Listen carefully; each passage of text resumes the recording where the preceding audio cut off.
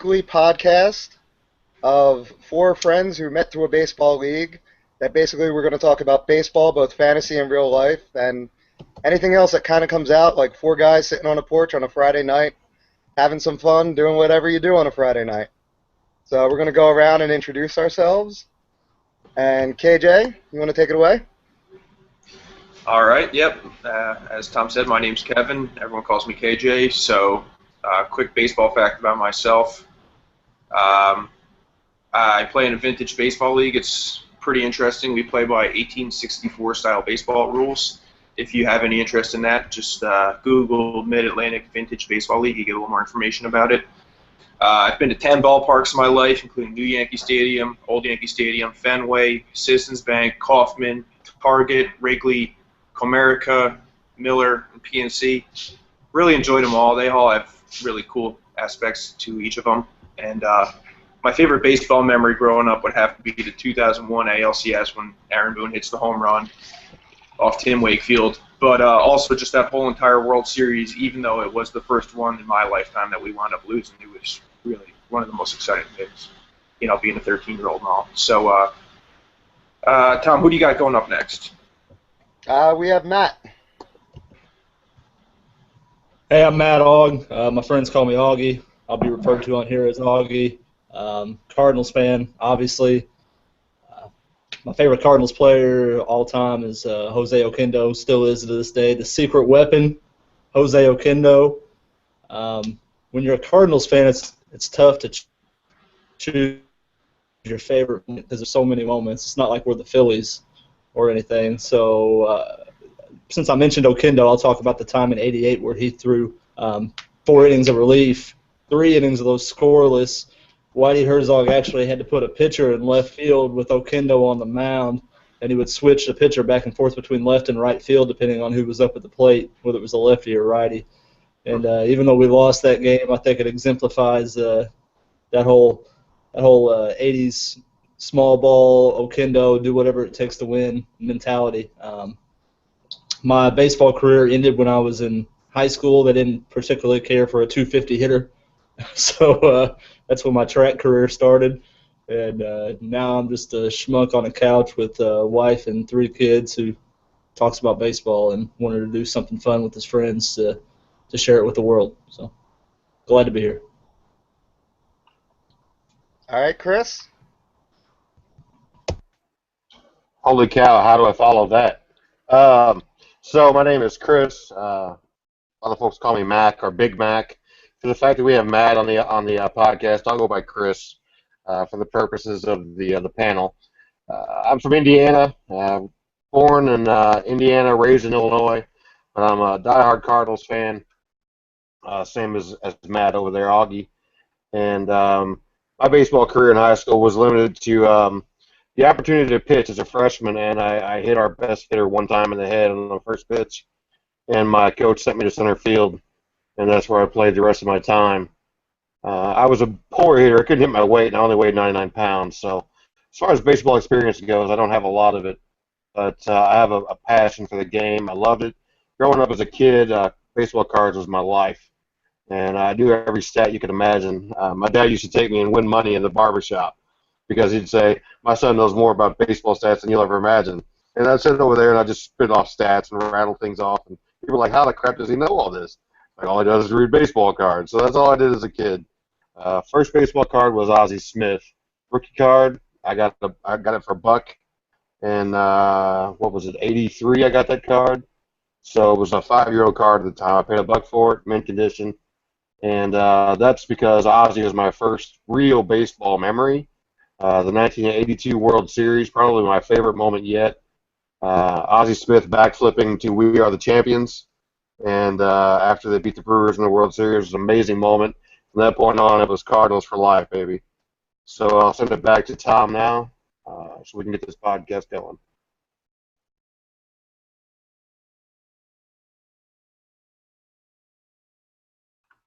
All right, sorry about that. Baseball for me, it's one of my first memories was my dad waking me up in the middle of the night, um, saying, "Come here, you got to watch this," and it was the Phillies winning the World Series. And I think he did that because he didn't think they would win again in another 100 years, as has been clearly pointed out about the Phillies. But yeah, baseball growing up was like the connection with my dad and my grandfather. Baseball card collecting was something I did with both of them. Little League was the first sport I was dying to play, even though I had to wait till I was 7 or 8, where they'll put a 4-year-old out there to play soccer. And baseball's just been a part of my life. And the fondest memories I have are driving around with my dad on weekends to different jobs that he would do, and basically him talking baseball and just asking me stuff back and forth, going like that. And I still remember some of the conversations we had where he would tell me, I think it was sometime when Nolan Ryan signed some big contract, and he said, I don't see the point in paying somebody $10 million a year to pitch once every 5 days. And now they're getting paid basically $10 million a game. Kershaw with his $30 million for 30 starts type deal. It's kind of ridiculous, but he had that very old mindset, and unfortunately, I think I picked up some of it from him. But anyway, we're going to get started. We came up with a couple of topics, and the first topic is going to be, what do we got here? Oh, the All-Star ballots. So, for the All-Star game, we're going to each go over our All-Star picks for the All-Star game. And who's up first? KJ, this was all you, right? Yeah, this one was kind of my thing that I think I gave the most interest into. For me personally, when it comes to all-star games in general for all sports, baseball's the king. I mean, that's kind of pretty obvious, I think, at least. It's the only one where it's a exhibition, but you get really good gameplay. That's how I look at it, at least. And when I see things like that's going on right now with Kansas City, you got, just for example, you guys, 1, 2, 3, 4, 5, 6, 7 position players right now starting. Right, well, including the DH, seven players starting, and I did a little looking into that. I mean, obviously, I think we all agree that that's kind of ridiculous, but just to break down the numbers, really, because I know WAR is kind of one of the statistics that we look into pretty heavily. Omar Infante, 0.3 WAR. Alcides Escobar, 1.3. Moustakas, 3.2. Salvi Perez, 2. Kendrys Morales, 0.8. Lorenzo Cain, 3.4. And Alex Gordon, 2.2. A lot of pretty good players on this list, even some good players, I would say, definitely. But I don't know if I would really consider any single one of them the best player at their position in the American League. So when you have an all-star game that does determine home field advantage, no matter what you think about that, you need to have the best team out there. And that's kind of just where I come in on this. So I think, let's see. We have Matt was supposed to talk next about this. So let's hear what you might have to say about that. Yeah, fans are stupid. So I mean, we're dumb, man. We're dumb. So something's got to change. I don't like the fact that that the All-Star game, quote unquote, means something, that it means home field advantage. But that's the hand we've been dealt now that we have unbalanced schedules due to interleague, which is probably another topic for a future week. I think something's got to change. I mean, the system as itself right now is broken. You talked about Moustakas. Yeah, he has a 3.2 WAR, but I mean, that guy's not even – he's probably the third best third baseman in the league in the AL this year. We'll get to more about that whenever I put our ballots up here in a minute. But my proposal – and we've bounced a few ideas off of each other, but I think that you should – it's got to go to a group who at least has some sort of intricate knowledge of the game. And you're never going to pick out a group of fans itself that does that. So I think that if we gave a vote to every living Hall of Fame member, guys that have actually played the game, who knows what it takes to win, and really who don't have any real connection to today's players. Yes, they might have a connection to teams in some sense, but I kind of equate it to the Heisman Trophy in football. When's the last time that's voted on by the living Heisman members, by the way? When's the last time that was controversial? Usually those guys get it right. And they have a stake to get it right because you're coming into, if you get voted into the Heisman You're part of a group now. You almost become part of a club. I see it the same way with the Hall of Fame members because, let's be honest, as stupid as fans are, writers are just as stupid because they end up looking at things like All-Star appearances when they're voting for the Hall of Fame, amongst whatever other arbitrary measures that they're using, which, again, we'll probably get to that a lot as we talk over these next weeks, years, however long this is going to go on. So, yeah, I think something's got to change. I don't know if that's the perfect idea. It's just an idea that I had. Other guys might have other ideas. Okay, well, again, it's always going to be hard for any of us to follow Matt, but I'm going to give my personal feelings about the All-Star Game. I remember when I was a kid, it was like something I always would, wanted to stay up for. I'd get home early, and I was thrilled with the All-Star Game. And then as TV and sports expanded, the home run derby was great. Hell, I even watched the celebrity softball part at some point in my life. But at some point in the past 5 or 6 years, maybe even 10 years, the All-Star Game has just waned to being almost as bad as the NBA game to me, NBA All-Star Game. And I look forward more to the Futures Game and the Home Run Derby just because it's a spectacle. I don't think the All-Star Game is played the same way by the players or taken the same way as they used to. So while I don't agree with making home field matter, so to speak, I do think that it is the type of thing that, they have to find some way to reinvigorate the passion in the players. And I don't think you can do that with the way All-Star voting is now. As it said, the fans, I don't want to say are idiots, but the system's broken where a mob mentality can put someone, whether deserving or not, into the All-Star game. So I'd rather see, something amazing like with Dwight Gooden striking out the side to open the game, like a ridiculous monster, than to see just whoever the fans kind of just throw up there because they're stuff in the ballot box. That's just my own personal opinion. Chris, I'm sure you got something to add, and then we're gonna, I guess, cycle back through and all present our ballots in some way, shape, or form to show what we're actually thinking are all stars, so to speak. Yeah, I really don't have anything to add. I think the All-Star game sucks. I think fans are stupid. Do those two things, have we said those things? I think we have.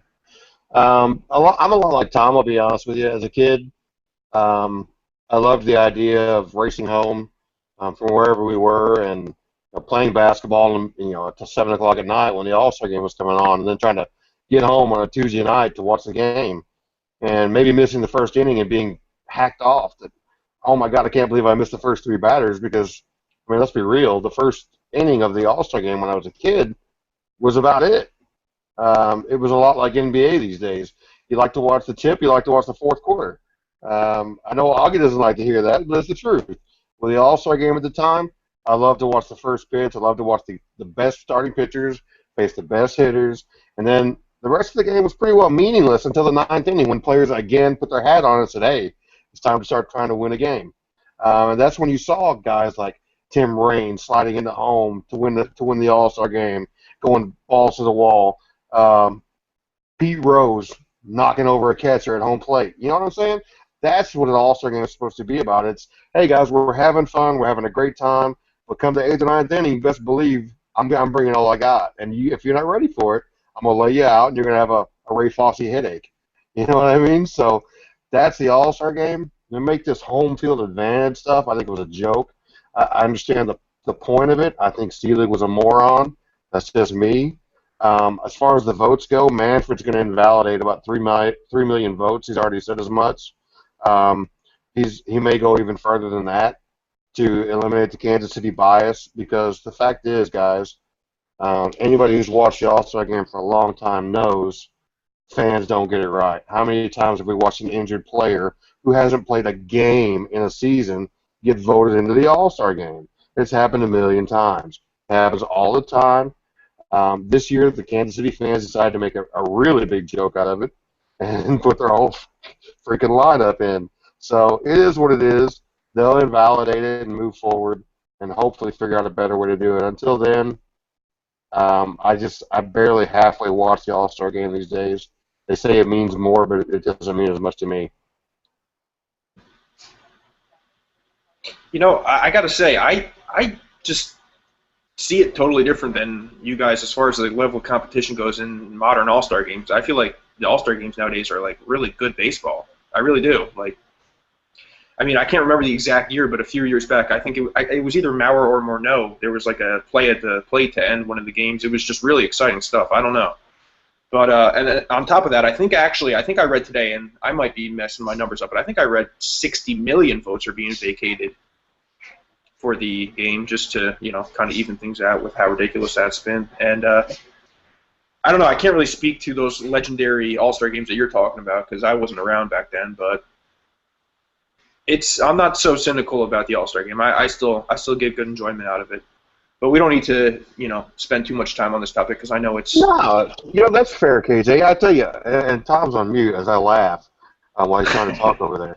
But Randy Johnson stepping up there against John Crook, and Crookie bailing out of the box, terrified, and everybody laughing about it and moving on. Or some of those moments in All-Star Game history when the game was just fun. It didn't mean that the World Series was on the line. And Tom is still talking over there on mute. This is hilarious, Tom. I don't know what you got going on, man, but it's crazy.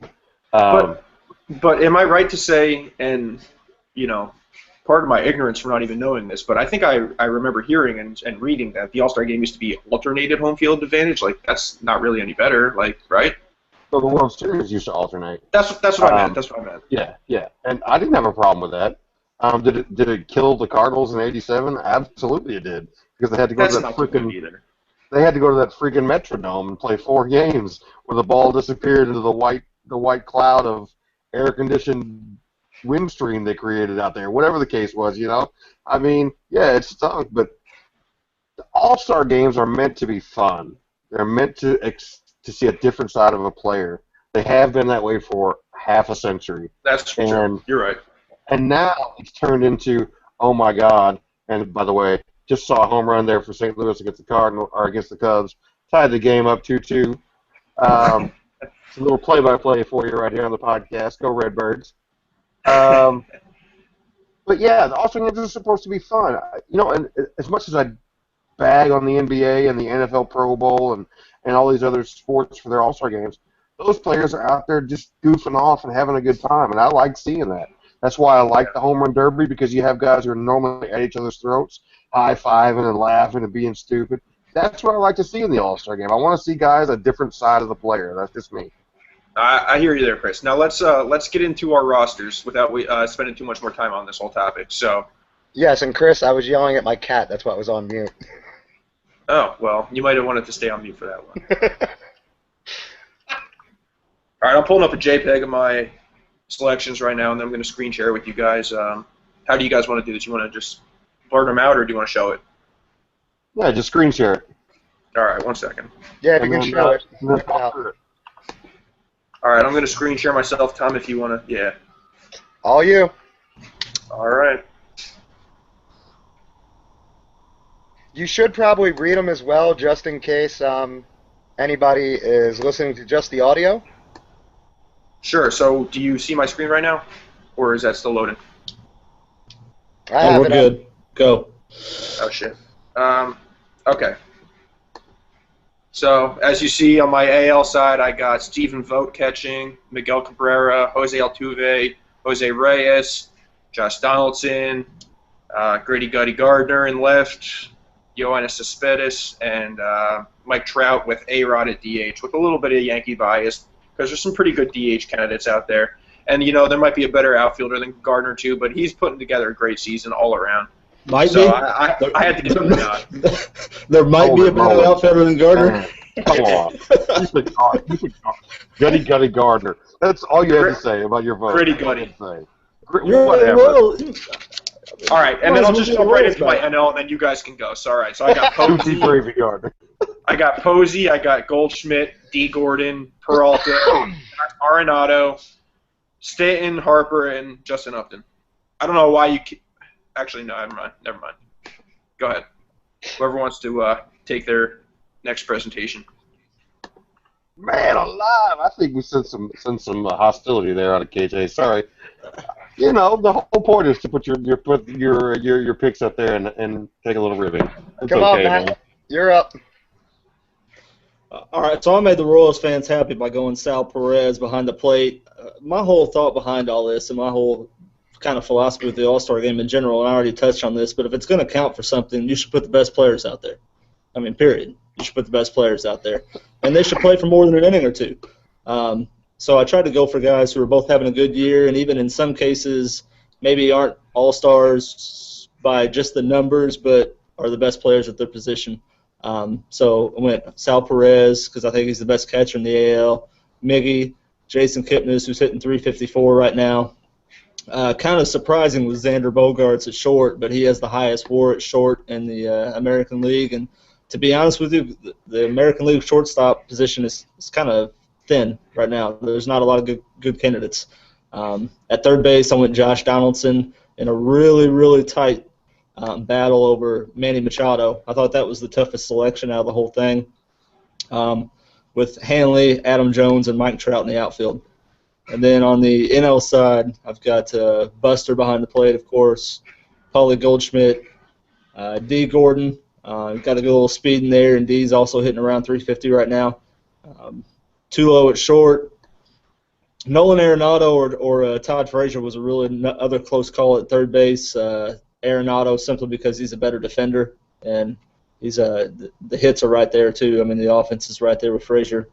And then with Kutch, Bryce Harper, who's probably the MVP in the National League, and Giancarlo Stanton.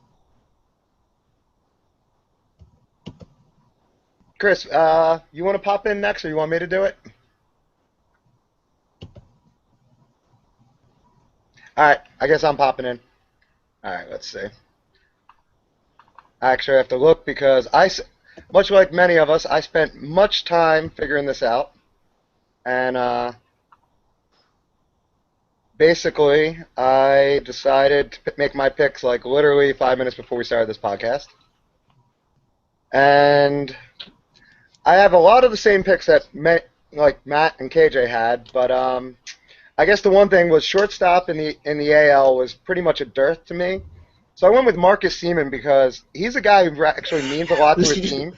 Did you say Seaman? Of course I said Seaman. How else would you say his name? I don't Maybe. think it's Seaman. Simeon, maybe. I'm just, Hey, a lot of like Wayne. A lot of balls come his way. I know that. And he does cough up a lot of balls. A whole lot of balls come his way. He handles a lot of balls very nicely. He coughs up a lot of balls. 23 errors, I was going to say. All right. As I was saying, though, I went with Steve Vogt behind the plate, not because I think he's the best catcher, but he's the best part-time catcher with the bat. And, some of these guys that I'm picking, like Miggy and Nelson Cruz, they're not going to play a full game for you anyway. You could get Vogt out there in 5-6 positions. I definitely went with Andrew Jones because of his defense. Not that his bat is anything to sneeze at, but Andrew Jones? Yeah, Andrew Jones. Andrew Jones is that great defense. I'm voting from the 1990s, obviously. Adam Jones. And I'm probably the most sober out of anybody watching KJ here. In the NL, I kind of took the opposite of Matt's debate. I went with Todd Frazier, Jersey boy, over Arenado. Oh, shit. I definitely think D. Gordon was the standout of the National League class. And in the outfield, it's pretty much a no-brainer other than Jock Peterson. But I felt, you give a rookie some credit here and there. McCutchen started really slow. He's hitting like he was last year now, but I don't think it's enough to, push Peterson out of the way. And like I said, I kind of did this, 5 minutes beforehand. So I'm kind of just talking out my butt to back things up. So, Chris? Wow. So I'm going to get a little bit of KJ mocking in on this one because I'm just going to say up front. First of all, I don't have the same format you guys have. Thank goodness you guys showed me up. That's great. You guys must have planned this stuff out, like wearing the same shirt to school on Monday or something. But obviously I missed the memo. So, God. Chris, you're gonna have to stay after the podcast and clean the chalkboard. anyway, I think a lot of the picks are pretty much easy stuff. I clearly disagree with everyone is with Kipnis and Colton Wong at second base. I think there's definitely an easy case for Colton Wong above D. Gordon. Sorry, guys. I understand you're stolen bases, a few of those, and a nice batting average. But other than that, he's got nothing on Colton Wong. You'll never talk me out of it, period. And a guy hitting 350 like Kipnis over there, sorry, I can't pass on it. He's hitting 350 with 5 homers, 31 RBI, and 10 steals of boot. I'm not passing on a guy like Kipnis at second base. Shortstop, I went with Bogarts. I think a lot like Augie. It was kind of and even Tom, it was kind of a joke out there in the AL. But Bogarts overall comes out on top. For me, it's Crawford. Not necessarily because he's the best pick at National League shortstop, but I think the guy really surprised me last World Series. I made the comment a couple times when they were playing the Cardinals in the NLCS. I said, how are you letting Brandon Crawford beat you? Well, it's clear to me now that the guy figured it out sometime during the postseason because he's carried it over. I picked him as my breakout candidate this year, 2015, so much so that I picked him up on both of my fantasy teams, and he's proven me right. It's one of the few times, believe me, as one of the worst fantasy managers you'll ever or never meet in this case. But I got this one right. Brandon Crawford is definitely an all-star worthy shortstop. Third base, how you can go against Arenado in the National League is beyond me. I don't know.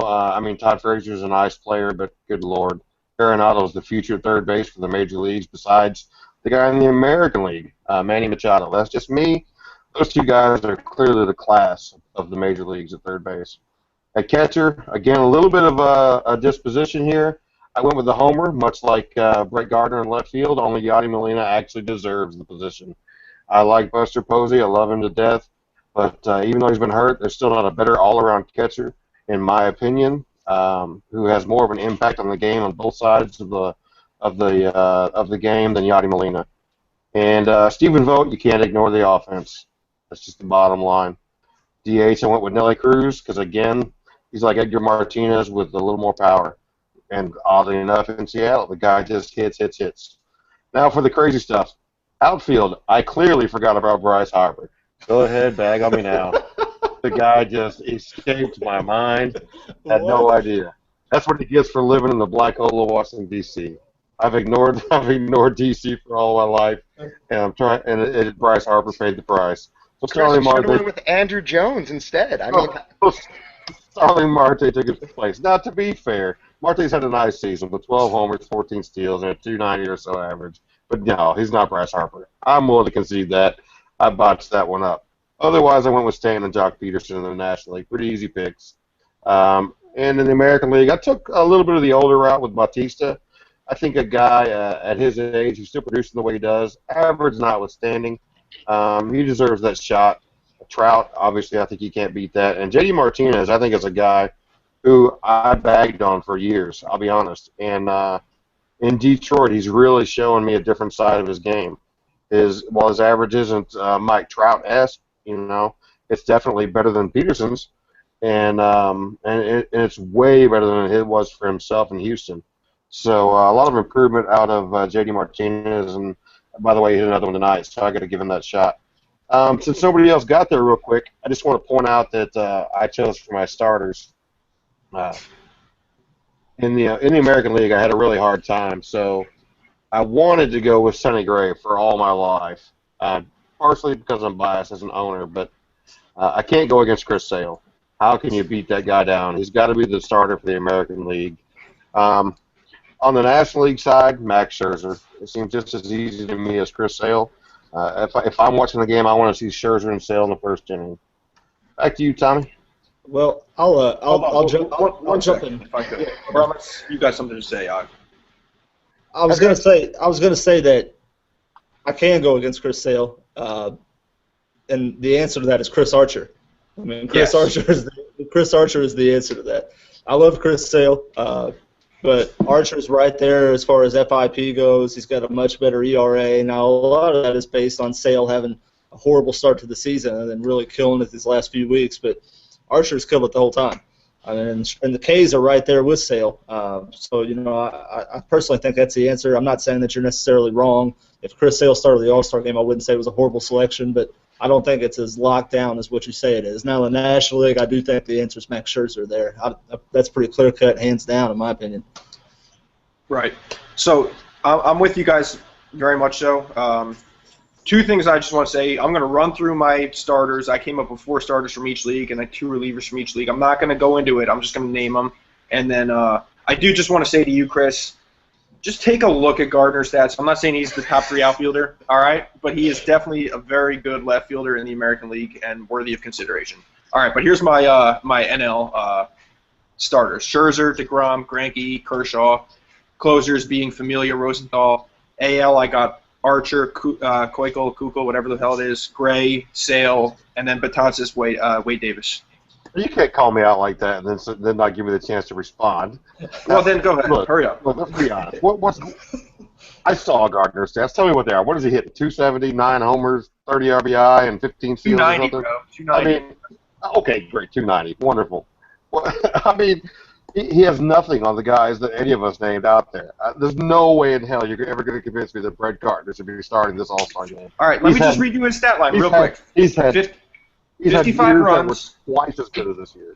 55 runs, 9 home runs, 38 RBIs, 15 stolen bases, 292, 847. That ain't bad. But I don't want to get too caught up on Brett Gardner right now. The All-Star game where we play guys who aren't that bad. I was going to say, that bad. Whatever. I'm going to let it go. Let's go. Matt, did you have some comments you wanted to add? No, I'm good. I don't want to get KJ, the Yankee fan, any more riled up. I think I'm saying Brett Gardner should be the MVP. I'm probably going to name my next child after him. Hell, I might have his baby. Matt, well, I was going to say, Matt, who would be your starters for the All-Star game for pitching? I'm pretty sure I already touched on that. I'd go with Chris Archer and Max Scherzer. Okay. Well, yeah. Let's move along, guys. Well, I was going to say, I figured out who my starters were going to be. Tom hasn't given us starters yet, KJ. Come on, man. Yes, exactly. We go around the table. We go around the horn here, baby. And this is not ESPN. This is very important because I just had to tab over to figure out who it would be. So I pulled up a list of top quality starts, and it would be Zach Greinke and Dallas Keuchel. So, yes, I'm going with the quality starts. That's who should be starting the All-Star game, obviously. You just said Greinke?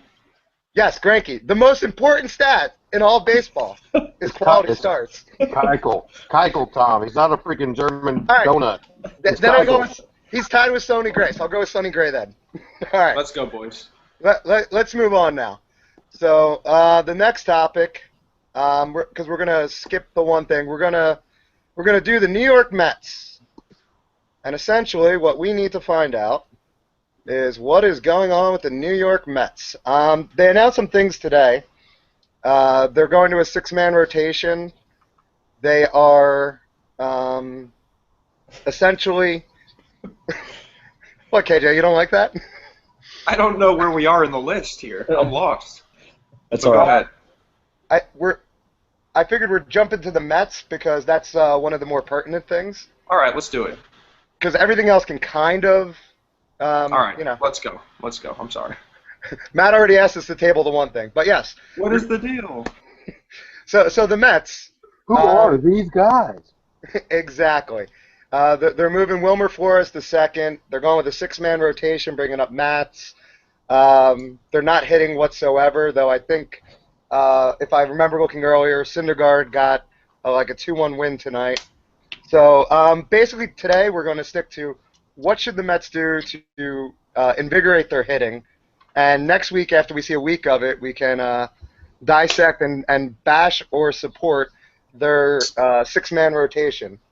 So, Chris, why don't you start on what you think, the Mets should do to improve their hitting or get out of this funk that they're talking about. And, everybody can talk about whether or not Terry Collins needs to go or doesn't need to go, because I'm sure that's what every Mets fan really cares about. Basically, look, if we can all accept a couple of things.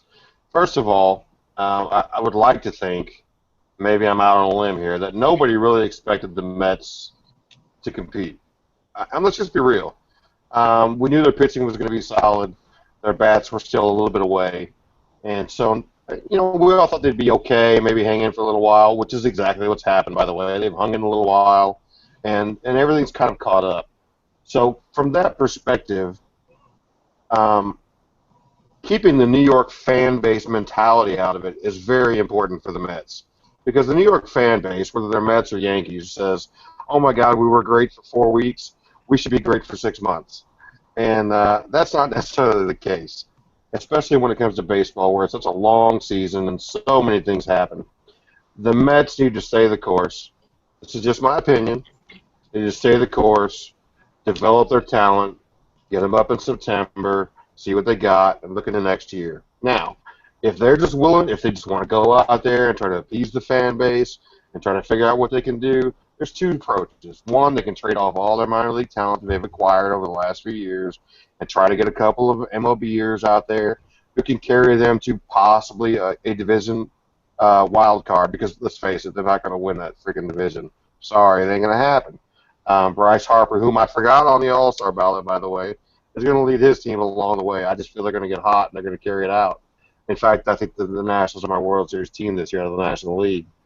But I don't see the Mets winning the division. I don't see them getting a wild card. I think they need to stay the course. Other option is to bring up guys, bring up Conforto, bring up Nimmo, bring up a few other guys, and try to and see if they can carry the team now. It's a lot of pressure, as you're gonna, a lot of people are gonna say that these guys could crack and you could ruin their careers. So for me, they weren't expecting to contend. Everything that they've gotten is gravy. Just go with it, stay the course, and look to next year. Mets fans hate to hear it. I get it. Too bad. Yeah, I'm right there with you, man. I don't think they're a playoff team. I don't think they ever were a playoff team. They snuck an 11-game winning streak into a 36-37 start, which is incredibly hard to do. I'm right there with you. They should just stay the course. They got some decent young players. They should play Dilson Herrera every day at second base and see what they got there. If they want to try to move Flores for another piece, or even minor league pieces, because he's not an everyday shortstop. Maybe a contender could use him right now at shortstop, or maybe a contender thinks they can move him to third base. But I don't see him as the long-term answer. And I don't see any reason why they should move into their pitching right now for a hitter, because you're not going to make the playoffs. You're not going to beat out the Nationals. It's better to get those guys up, get them some experience. Maybe they audition them for a little while. If you can move them to the Cubs for a guy like, I'm just throwing out names. If the Cubs want to pay, a Kyle Schwarber price for one of their young starters, then maybe you do something like that. But they don't need to be trading for Ben Zobrist. They don't need to be bringing up Michael Conforto after he's got less than 500 at bats in the minor leagues. Let that kid stay down there and develop. Why should you stunt any of those guys' development just for the sake of maybe finishing with 75 wins instead of 70 wins? Because that's where they're heading. Go ahead, Tom. I just want to interject one small point. Listening to both Matt and Chris, all I could visualize is Sandy Alderson giving one of his press conferences, like Dana Carvey impersonating George Bush, going, the Mets are going to stay the course. They're going to get a brighter future. Stay the course. But maybe that's my old Saturday Night Live actually remembering when Saturday Night Live was good. But I don't want to say I have a completely different take, because from a baseball point of view, I absolutely agree. However, living in the New York City area and listening to the media and the fans and the fact that the dollars that you lose by not having the stands full is going to come back to bite them in the butt again, because the Mets are always trying to win the battle of the back page, and they can't. So, essentially, while I agree I wouldn't give up any of the top young talent, I wouldn't mess with Conforto's development, there are moves you can make that are small moves that can appease a fan base. The problem is most of the pieces that they have like that have been injured, like Familia, Montero, all the 7th, 8th, 9th arm in the organization. should be the guys that they can move because no one's going to take Bartolo Colon or Dylan G or John Neese at this point. And Or suspended for a performance enhancing drugs. hey, you'd hope he'd be playing better. And KJ, you can finish this up. I know you probably have more opinions than the rest of us. Yeah. So you guys are saying a lot of really good points about not breaking up what they've been building up to for the last 2 or 3, 4 seasons, when it's just been miserable in Queens, for the sake of trying to compete now in a year where they're probably not going to have enough to do it anyway. So as I just break down this 5-man rotation right now, they have DeGrom, Harvey, a healthy Wheeler, Steven Matz, and Noah Syndergaard. That's if they don't trade any of them away this year. So you can trade a guy like, help me out here. There's scrubby starter that you mentioned that wouldn't be tradable. The other one. I'm sorry, I'm losing it right now. John Neese. Neese, yeah. Neese has a little bit of value. I mean, I'm not saying you're going to get anything great for him. And you're talking about Tom appeasing this fan base. If you make any move that's going to be short of huge, this fan base is just going to say it's Mets business as usual, not willing to open the wallet, not willing to make a big deal. So it's really hard to appease that fan base. They've been through a lot of bad seasons in a row. I think moving Flores to second base is the best thing they could do because Tejada's naturally a shortstop. Flores isn't a great fielder anyway. Put him at second. And Daniel Murphy's best position is third base, so once he gets healthy, he'll come back there. David Wright, God knows what's going on with him. So I actually do think some of the recent decisions have been better than what they've been doing in the last, month or so. But, yeah, I mean, it's hard to just knowing so many Mets fans, they've been waiting for a long time. So it's hard to remain patient, but I do agree that probably being patient would be their best course. KJ, what you just said was prime, and it's what's key. God knows what's going on with David Wright. Look, we all know he's got health issues. Most likely, he's never going to be David Wright again. Let's just be real. Most likely, he's not going to return. Despite what the guy says, he may come back in a very, very, very, very, very limited role, almost like a bench coach type player. He's the only reason that they've got to try to do anything right now. And the fact that he's not coming back, and the fact that they're so far removed from the ability, in my opinion, to win the division, or because they're not getting a wild card. Let's face that point right up front. So they have to win that division. That's not going to happen. That in mind, the ownership, the leadership, they can't cave to that fan base. That fan base is going to have to say, you know what? Wait till next year. I hate it for them. I hate it for the Cubbies' mentality, but they're going to have to wait, and that leadership's going to have to not bend to them and say, guys, bear with us. We have a plan. We're going to show you, but it's got to come in time. It's just the way it's got to be. They're going to blow it up. Well, the other thing that KJ kind of might have missed on as a way to kickstart the lineup a little, and this is half of it. I don't know what the other half would be. They could move Kadire to first to open up an outfield slot if they want to eventually trade for an outfielder. And I think the other thing is, they have some young kids that they have a lot of very average talent at AAA that they could plug and play and try and get a shot of one of them catching lightning in a bottle. And basically, like I said, their biggest problem now is that outfield is jammed up with free agent contracts in Granderson and Kadire, and they really have no one to put in those spots. So they kind of loop themselves in their own mess financially and limiting positions like that. Yeah, I mean, is the one kid that you catch, is he going to be enough to carry you? No, it's just not going to be there. So, is it worth it? I don't know. I mean, are people going to turn out to see the chance to see one of these average Major League Baseball players? Are they going to fill the seats to see one of these kids play? No, they're not going to come out to see. They're going to be like, "Oh, those bums," right? Just like they always do. And that's the way it's going to be. If they trade for some big name guy that they're going to lose at the end of the season because nobody's going to stay there, sorry, they're just not going to wait it out. Anybody that has any premium talent that has any age on the end of their birth certificate isn't going to stay there for long. They're just not going to. So they have to stay the course. They have to stick with their young guys and try to build their team from within. The way they've done it, the way they're progressing now, that five-man rotation looks nice. I know they're going to six, but things are shaping up nicely for them. As much as I hate the Mets, they've got to wait. They've got to play and stay the course.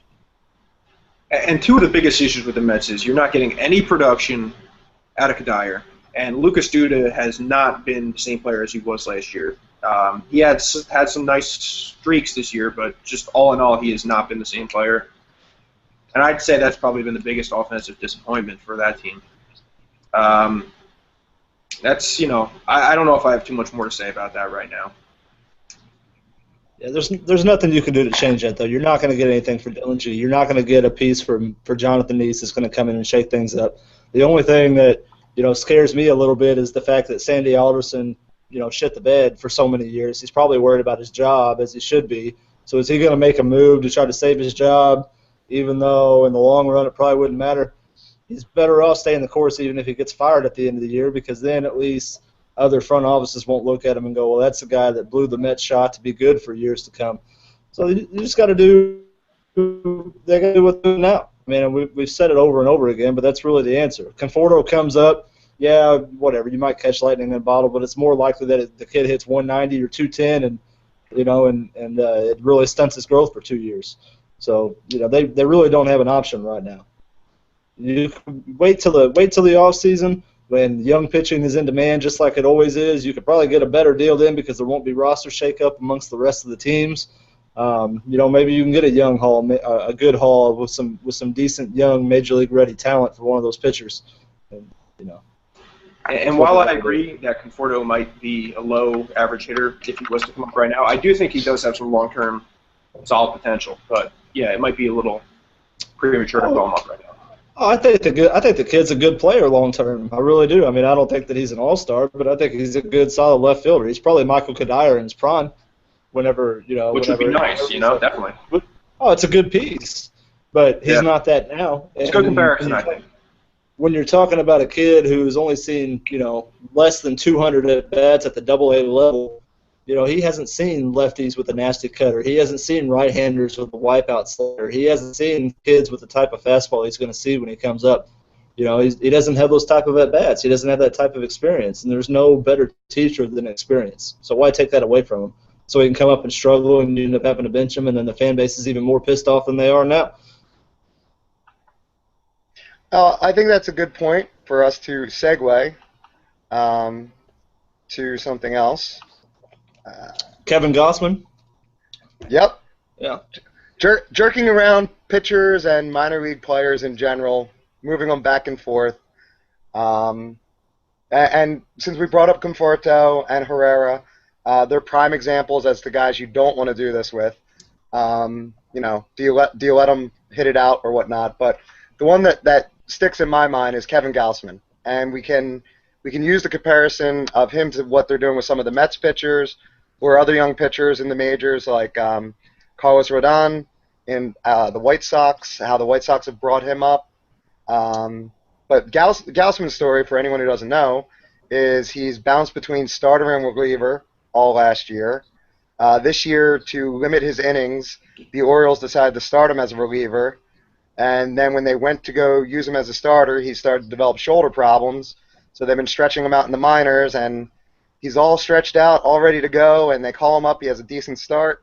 And then all of a sudden it's, back to the minors for whatever reason.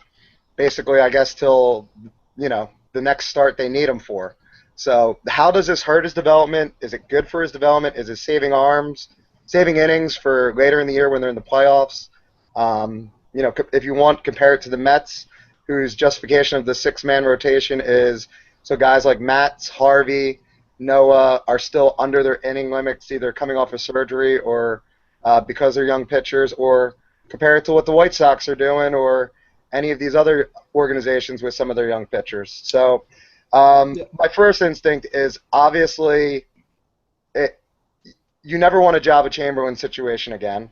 Jabba is the epitome of how to ruin a starter and a reliever all at once. All right, KJ shaking his head. Maybe Jabba comes back in another couple years and looks good No, again. no. My thing is maybe Jabba is. Let's put it on him a little bit. You But know. that's what I was about to say. I think one thing that really matters is how screwed on a pitcher's head is. I don't know Gaussman personally. Maybe he's like one of the smartest pitchers there is, and he can handle this. Maybe this sets him back. The guy eats donuts all the time. I mean, I don't really know how smart he is if he's sitting in the dugout eating powder-covered donuts all the time.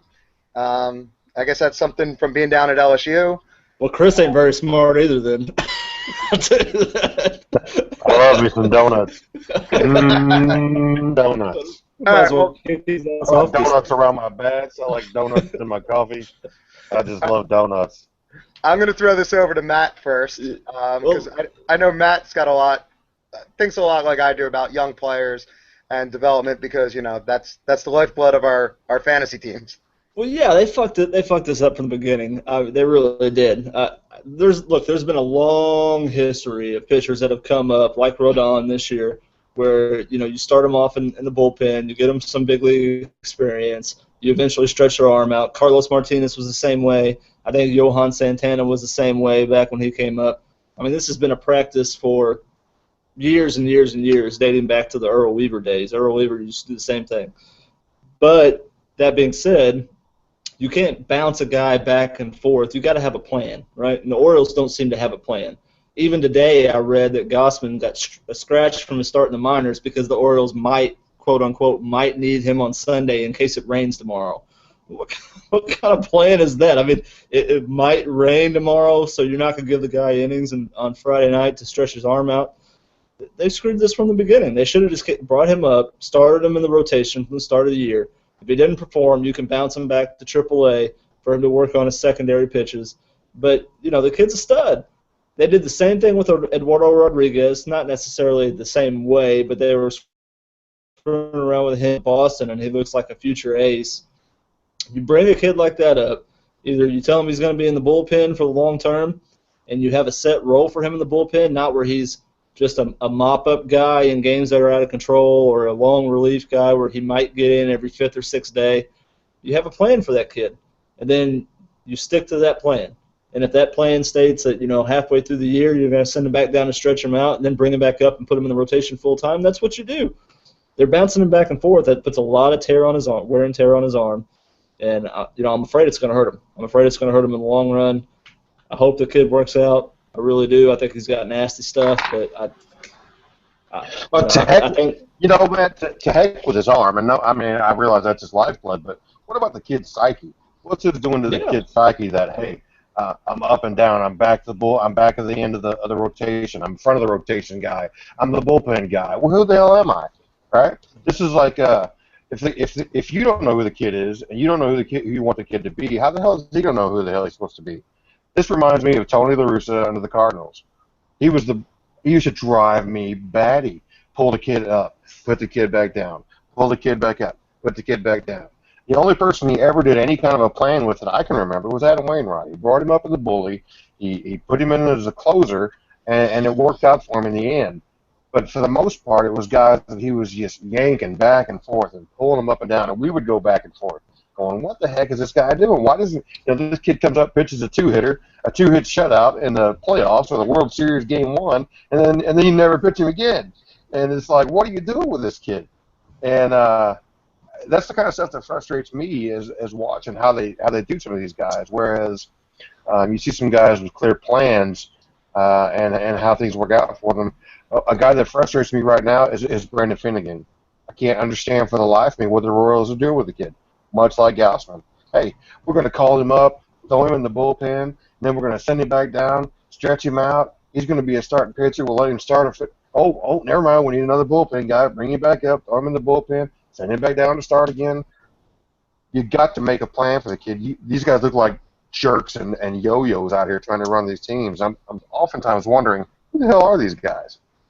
Well, the other thing you got to think about too, and Tom touched about it with developmental tracks for hitters and pitchers, and I see it as a little bit different. I know I just went off about how Conforto doesn't have a whole lot of experience, and I'm a big believer in getting minor leaguers, at least hitters, as many at bats in the minor leagues as you can, unless there's a clear need on the major league team where you're competing. But for pitchers, I mean, look what San Francisco did with Lincecum. I always come back to that. That's kind of the modern-day benchmark to me because they looked at that kid. They saw he was too good for minor league hitters.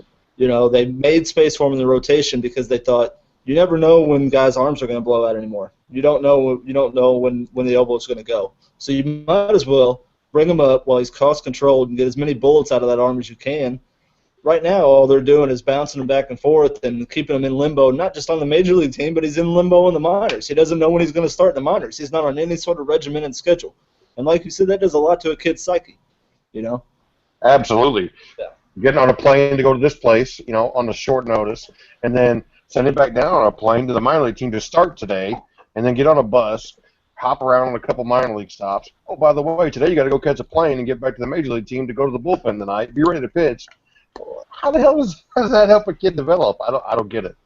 I don't have any problem with you do that. I don't have any problem with you do that with a veteran starter who's kind of a quad A guy, not quad A our league, but a quad A in the major league kind of guy who's kind of a fringe starter in the majors anyway. You want to bounce that guy back and forth in Triple A and the major league level so you have more roster flexibility.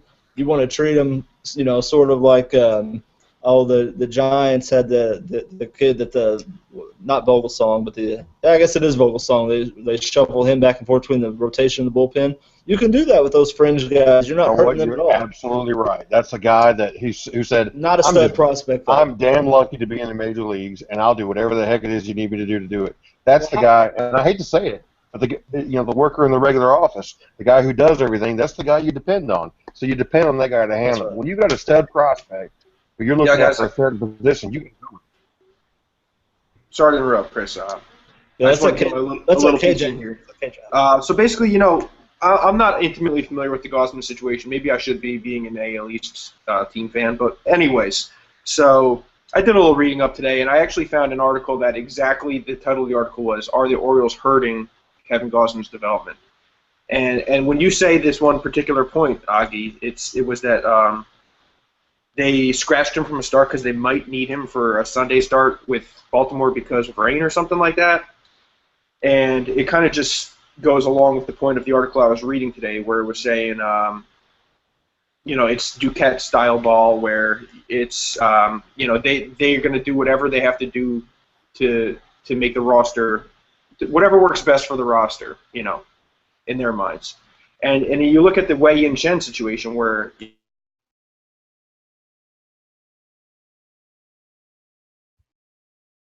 Did Kevin just freeze up on us? And they did it to him too. There it goes. Am I good here? Are you guys hearing me? Yeah, you're back. Yep. Start over with All right. Wei Yin Chen. I don't know how much of that you may or may not have heard, but basically I'm just saying it seems like the Orioles like to toy with their players a lot, just in general, and it doesn't seem like the right way to handle, you know, personnel. Matt, you're muted, so you know. But what I was wondering too, because we touch on a couple organizations like Kansas City and Baltimore. How much of this do you think is financially motivated? In the terms that Baltimore has contracts out there on some of these pitchers now, like Bud Norris and Ubaldo Jimenez, where they're throwing them out there, whereas Gausman's still quote unquote salary controlled, so they're trying to get the most out of the guys with the salary. I don't remember all of Kansas City's rotation right now, but maybe that's something that's going on with Finnegan too, is that they'd rather throw out, you know, the 30-year-old arm that they're paying $10 million than throw out this kid. Whereas Matt really touched on it. The Giants, they opened up a hole for Lincecum. They were like, all right, let's, you know, do what we have to do. I agree with you in that regard, that there's obviously salary motivation. At the top of the line, they're looking at the business, right? They want to compete but still manage the business. They paid these guys to perform, and they expect to see them perform. They're going to try to get every damn ounce of performance they can out of these guys. But that doesn't give you the excuse to go out and jerk a kid around like they're doing Gausman or like they're doing Finnegan. You know, you can't tell me that there's not another guy in the Kansas City minor league system who can't come up and fill in the bullpen role on a full-time basis. Why do they got to pull Finnegan up? Are they just trying to appease his ego to do so? If so, to me, if I'm Finnegan, I'm pissed off about it. I'm like, you know what? I'm tired of being called up and sent back down. Either stick me in the bullpen or stick me as a starter, but do it and do it now. Stop yanking my chain. Well, I'm going to give you the reverse argument, and Chris, I agree with you, but I'm going to throw this at KJ. KJ, who's the Yankees' top pitching prospect right now? That's Luis Severino with the Rail Riders right now. Brian Taylor, right? Oh, no. Pardon? Well, I was going to say, don't you think that the Yankees, he's better than some of the bullpen arms the Yankees are throwing out there right now? And if they really want to stand this, they can't pull him up for that reason. Oh man, I would be pissed if you're trying to equate the two situations. But I'm saying, could you see the Yankees doing this? Because I personally can't. Absolutely not. I could never see the Yankees doing it. I know they wouldn't. And that's what I was going to say is I think some of these clubs have a very small-minded way of managing their budget and their team, whereas the Yankees basically they don't mind throwing a $4 million bullpen arm out there and letting a kid fully develop. Whereas some of the other guys that they've called up, like Adam Warren, who's worked out to be a wonderful surprise in my opinion because he wasn't a top-flight stud arm, he got eased into the bullpen, started. I don't want to say they can jerk him around, but he's the type of workhorse that Mac was saying, could be jerked around, so to speak. Yeah, absolutely. He is very much so a candidate to be jerked around because right now we got Nova back. PG podcast here. PG podcast. Because we got Nova back. You already blew that with Steeman. The season. All right. We got Nova back, but Warren is absolutely destroying it as a starter. I would hate to see him get relegated to a relief role, although we really need it. It's a tough spot. I got to tell you, I'll say this: when it comes to, and I point to Adam Wainwright as an example, and I'll keep going back to it. You have a kid who you want to see in the major leagues. You got a need. That need needs to be filled. Call the kid up, tell him the deal, and fill the need. Let the kid adjust for the season and make it happen. Tell him what the plans are going forward. That's not the same thing as what we're talking about here. What's happening with Gossman, what's happening with Finnegan, other pitchers around the league, it's not the same thing. They're just telling this guy, we want you to start. They're telling Finnegan, we want you to start, but we need you in the bullpen. But we want you to start. It's schizophrenic management. You can't have it. It doesn't work. All right, so we're going to jump to the next topic because I think we are running long, and we got like two more things I think are pertinent to hit. Ryan Sanberg, Hall of Fame second baseman, manager of the Phillies. Easy, Matt, easy. For some reason today, he perked up right there, man. Yeah, I'm ready. He decided to take his bat and his ball home and quit on the Phillies, or I'm sorry, leave the Phillies as a manager. I believe I don't have the exact statement. No, he quit. All right, but to paraphrase the statement, I'm pretty sure he quit on these losers. To paraphrase the statement, he said something along the lines of, "There's changes coming in upper management, and I don't want to stand in the way of changes they want to make." Blah blah blah blah blah blah. So I'm going to let everybody go around the room and. Matt, I thought he said he quit on these losers. Is that not what you heard? All right, I'm going that to. was my quote. I'm going to let you guys kill this for a couple minutes. I'm going to step out for all of 30 seconds, and I'll be right back. So, Augie, take this away and rip it apart, and I'll catch in, and then we'll let KJ and Chris derail my Phillies and the lovely team and the great manager that's now leaving. I'm stepping away for 30 seconds as well, but I got Bluetooth headphones, so I'll be able to hear everything. So let's go right on ahead, Matt. Not only did he quit, it's not the first time he's fucking quit. He quit on the Cubs as a player in '94, in the middle of the season in June, walked away because he said he wasn't earning his paycheck, blah, blah, blah. Never mind the fact that they depended on him for the whole year, and they probably didn't, I was all 12 years old at that time, but I don't remember who the replacement was, but I can't imagine that they went into the season thinking that they're going to have to replace Ryan Sanberg in June. So he quit as a player. Well, he came back in '96, by the way, and miraculously hit 25 homers that year. His cap size grew by 3 sizes, and his cup size shrinked, if you know what I mean. I think if a reporter snooped around, a young enterprising reporter in Chicago would have snooped around in 1996, they would have found a hell of a lot more than Andro in that guy's locker. He came back and hit 25 homers in '96, but now he's quitting as a manager. This guy runs away every time it gets tough. Why would you hire him again? Why would you hire him again? And yes, the Phillies dealt him a bad hand because Amaro should have traded Hamels, should have traded Utley, should have got more for Rollins when they could. A lot of the same way the Mets are, they should have realized what they were at the time and made moves in accordance to that and realized that they need to build for long term. So Amaro screwed him. But Sanberg had to know that going in. I'm sure he had talks with Amaro whenever he took the job in 2013. He had to know what the game plan was both short term and long term. I doubt that he was surprised. You know, he had to know that they weren't going to compete, that they were going to be bad for a few years. And as soon as they are bad, he tucks his tail and runs. You know. Why would you hire a guy like that? Why would you hire a guy that quit as a player, quit as a manager? It blows my mind. Just want to say, 1994, let's be fair, he was making way for super prospect Ray Sanchez. Oh, Ray Sanchez. Hang on. So just so the rest of the nation knows, and I don't know if KJ is familiar with this. St. Louis and the Cubs fans tend to hate each other. There seems to be some small rivalry there that that us folks on the East Coast aren't aware of. No idea. Nobody on the East Coast has any clue that anyone else exists. Exactly. So, having been to a St. Louis and Cubs game in Wrigley Field and watching the bleachers go nuts over everything, it was quite an experience, and I didn't realize it until afterwards when somebody told me. So, yeah. The Cardinals are going to the 11th right now as we speak. They're going to play 6 games in the next week, by the way. Tom, I hope you were young at that time because that's common knowledge, bro. Young? I've never been young. All right. Well, one thing I'm going to say about Sanberg, I'm not going to be too long about it because I didn't really see him as a player. So I just got to take your guys' word about all that other stuff.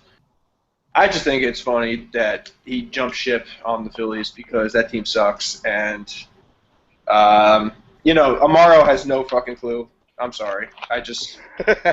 So what you're going to say is the irony that he doesn't want to coach a bad team while he played for one for 15 or 18 years is just too much to handle, right? It takes a toll on your mental, well-being. So that's all I got to say about that. All right, Forrest Gump. I got nothing to add. Ryan Sanberg sucks. I hate the Cubs. I hate the Phillies. Piss off. All right, well, I'm going to just point out one or two things that I found interesting. The fact that Andy McPhail's coming in, I went and did a little bit of research just to look at the timeline between him and Sanberg. Sanberg retired in 94. McPhail joined the Cubs in 94 as their CEO, president, whatever it was. McPhail? Yes, McPhail. McPhail? Yes. Go ahead. I'm a Phillies fan, and I'm calling him McPhail already. You're gonna steal my joke. Exactly. But McPhail left the Cubs in 2006. Sanberg started coaching for the Cubs minor leagues in 2007. Obviously, these two guys cannot be together in the same place at the same time. So that's my tin hat theory, obviously. I personally... Your tin hat theory. Yes. So I told everyone at the beginning my nickname was Big Mac and my name is Chris, but to every ex I've ever had, it's McPhail. Just so you guys know. So that tells you all you need to know about the GM in Philly. All right. And was McPhail there in '96 when Sanberg came back after taking the roids and hit 25 homers? He was there then. So they coexisted then. That's because Ray Sanchez sucked, and he realized he had to have Sanberg back. Yeah, they coexisted then. I believe they can coexist when roids are around. So that might be part of it. Maybe McPhail was drunk the whole '96 season. Who knows?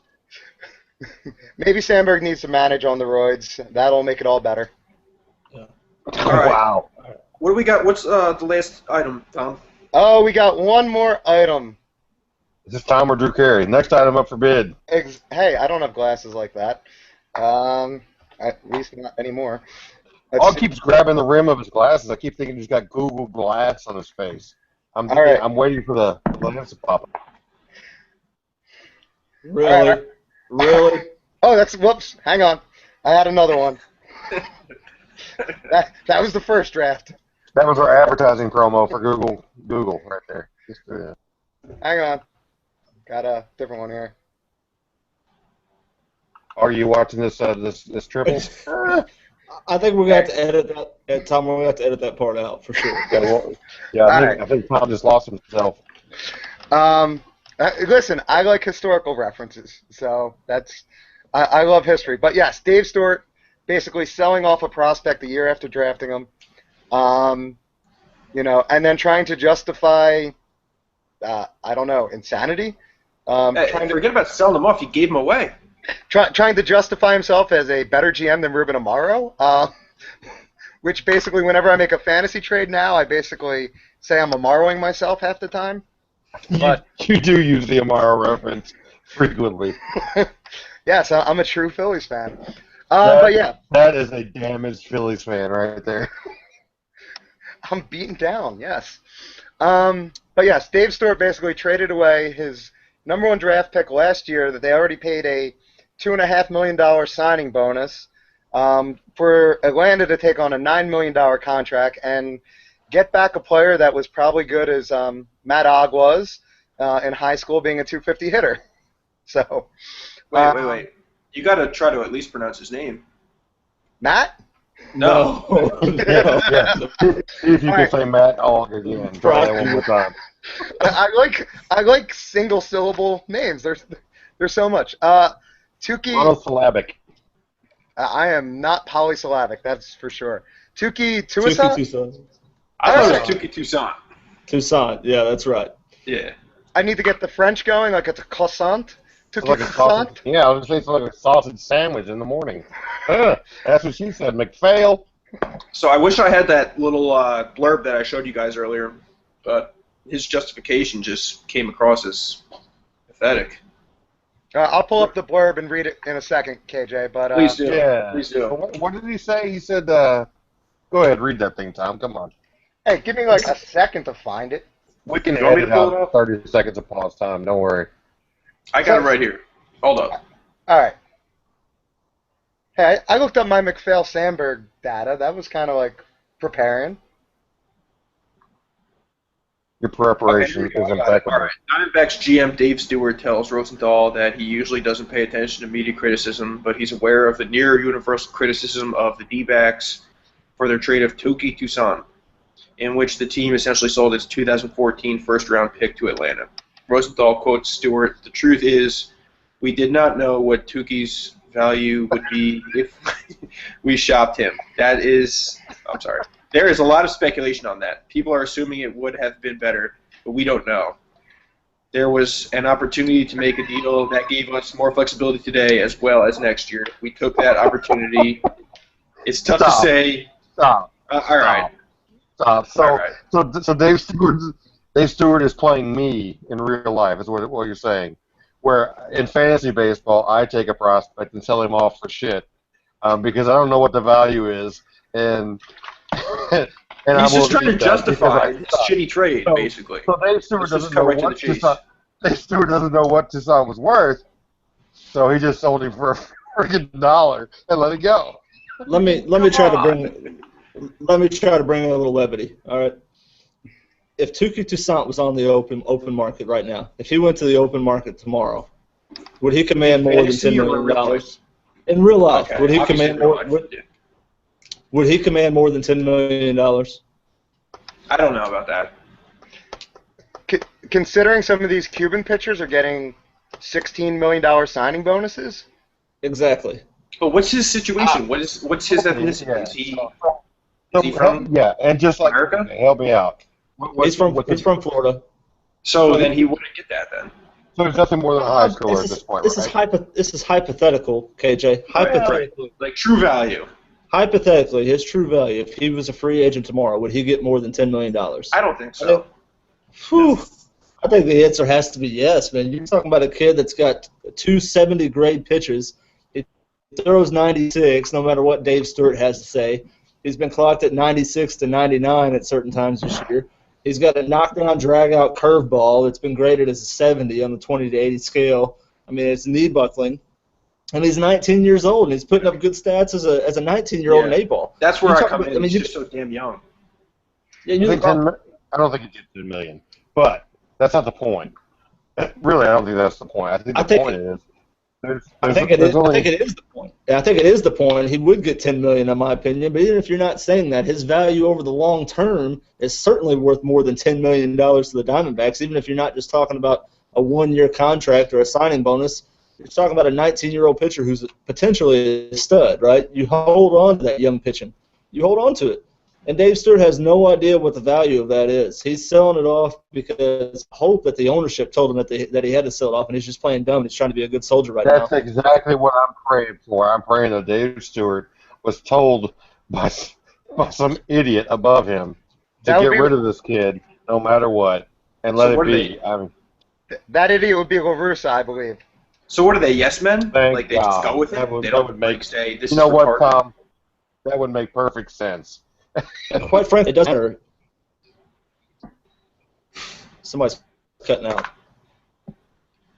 Go ahead, KJ. I was just saying, so what if that's what they're being told from above? You gotta, you can't just, you're a part of that. You can't wash your hands of that.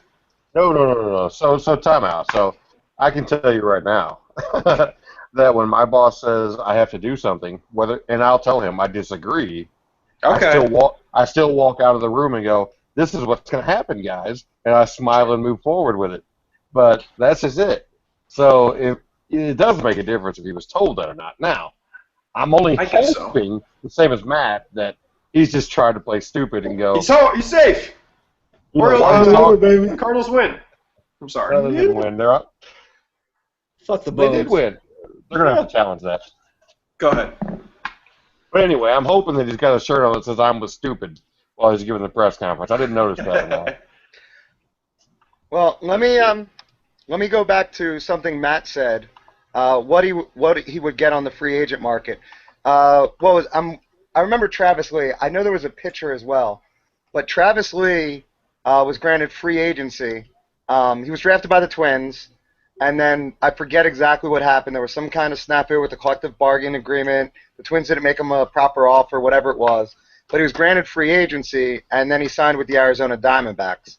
And I believe his signing bonus at the time was somewhere between $13 and $17 million as a amateur free agent. There was also a pitcher who was granted free agency at the same time. I don't remember who it was. And it wasn't a pitcher that amounted to much of anything.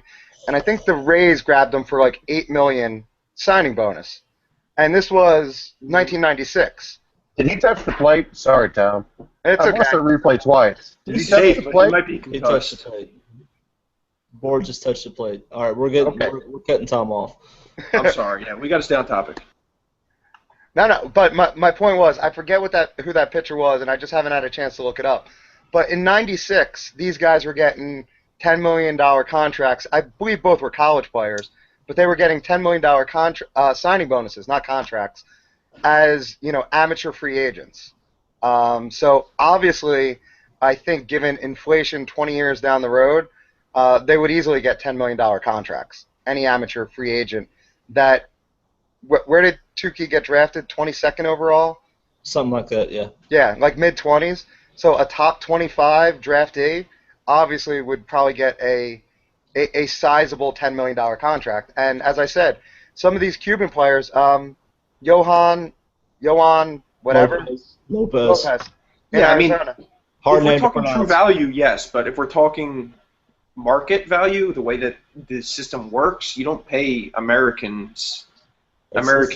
rookies that much, right? Yeah, Whoa. I'm not knocking what you guys are saying, but look, Yohan Lopez, Yasmani Tomas, Jose Abreu, any number of guys out of Cuba have played not only in the Cuban leagues, which are full of talent, and tons of it. What about Moncada? Yohan Lopez? He's 19. He still played, dude. 19. Okay. So Tukey played as a high schooler in America. Right. I mean, if you're going to equate high school baseball to Cuban League baseball, you're out of your freaking mind. I'm just going to throw that out there right now. It's not even close. But because Cuban League baseball is coached by major league coaches and players. Period. It is. So that's not even close. So the fact that he played there for no matter how long he played puts him miles above a high school player. Period. Who are we talking about here? Yon Lopez? Lopez, any of those guys. Abreu, Tomas, I don't care who they are. But what If they're about coming out of Luis Cuba, Moncada, who is how much experience in a professional atmosphere could he possibly have had in Cuba? I mean, he's young as shit, right? He only had a year or two, basically. Right. So That's he's still- no more professionally experienced than a lot of the guys we're talking about here.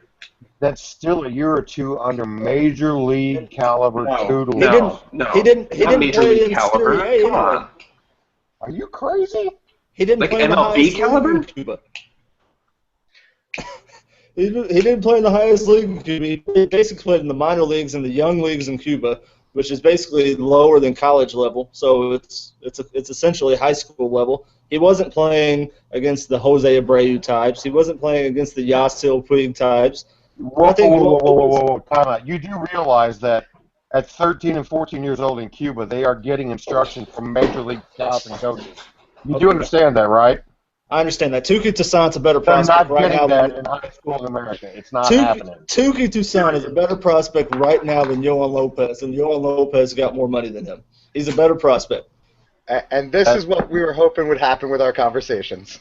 That's your take. It's finally getting to that point. It's not just my take. It's the industry's take. I mean, any industry expert, if you go out and look at any prospect list when next year's top prospects come out, Tuki is going to be 50 spots ahead of Yohan Lopez. If Yohan Lopez even makes the top 100, he might not even make the top 100. It's clearly not Dave Stewart's take because he dumped Toussaint and kept Lopez. I'm just saying. Well, congratulations on being lumped in with Dave Stewart.